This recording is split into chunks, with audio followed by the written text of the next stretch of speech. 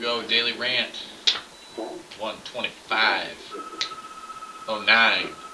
First piece of news today I was watching a little ESPN the other day, and they had a story on about pat searches at different NFL stadiums. They have a story about Gordon Johnson, who's a Buccaneers season ticket holder at Raymond James Stadium in Tampa Bay. He's a high school civics teacher, and with the ACLU, the American Civil Liberties Union, fucking assholes, he sued to have pat searches banned from Raymond James Stadium in Tampa Bay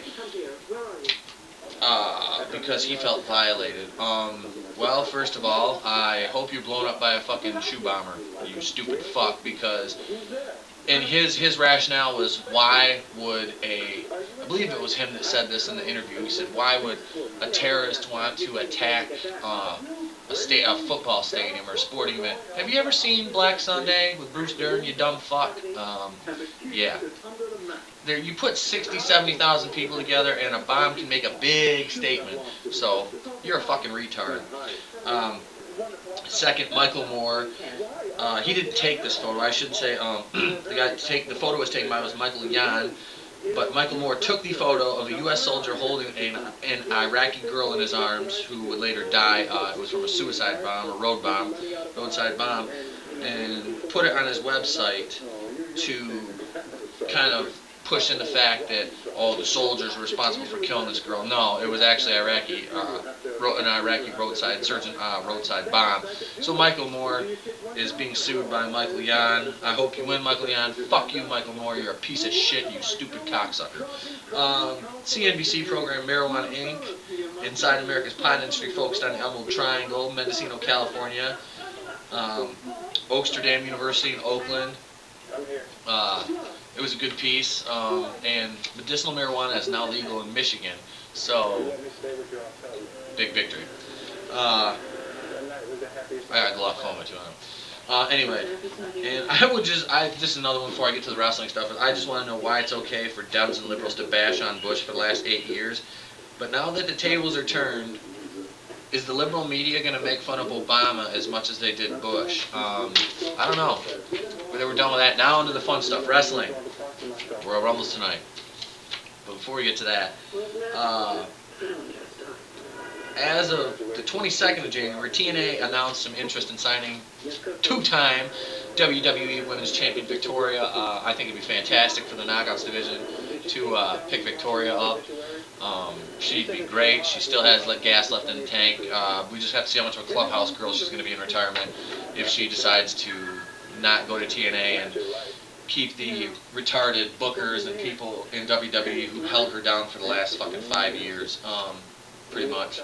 So, and I still don't think she gets enough credit for helping reinvent the women's division in the early part of this decade through now.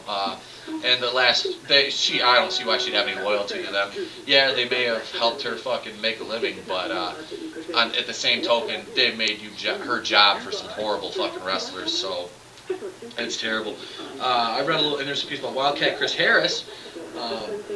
Recently stated that his time in WWE as Braden Walker was the most miserable time of his life. His fiance said there was a point where he didn't smile for 6 months. He said this of his WWE alter ego Braden Walker. Thank God Braden Walker's been put to rest. The interview was conducted by Alex Wojcik, and you can pick that up online. I'm not sure, I can't remember exactly what website it was I read that, but there's a really in-depth interview with him, which I just summarized here a little bit. But yeah, he was pretty well miserable in WWE, and actually was looking forward to working as a tag team with Matt Hardy before he got released, because him and Hardy have actually become really good friends. So, opinion question today is, who would win in a tag team turmoil elimination match? Now, put them all in their peaks, and these are the tag teams I'd involve.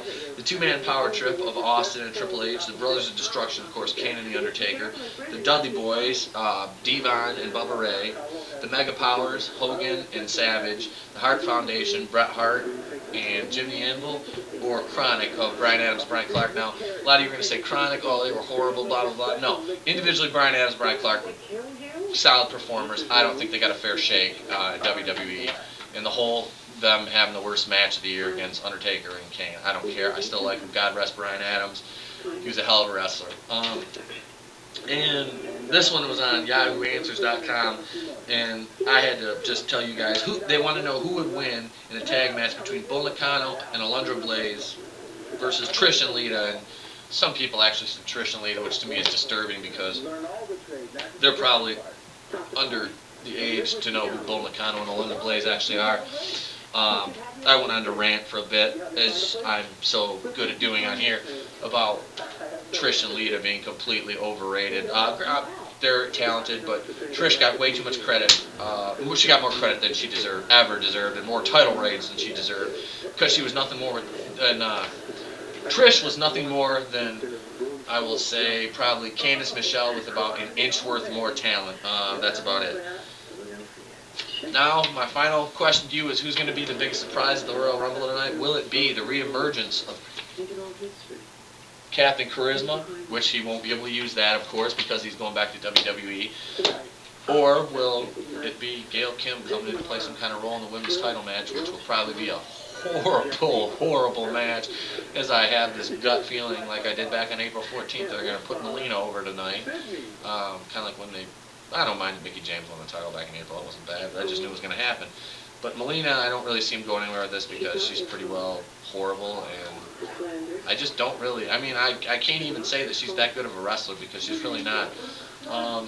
But who knows, anything can happen in the wacky world of the writing of the WWE, of course, because when you have Freddie Prinze Jr. writing on your staff, what are you going to do? So that's it. I leave you with that. And this, peace, bitches. Enjoy the Royal Rumble tonight, and we'll see what happens. Hopefully we see a little Christian Cage.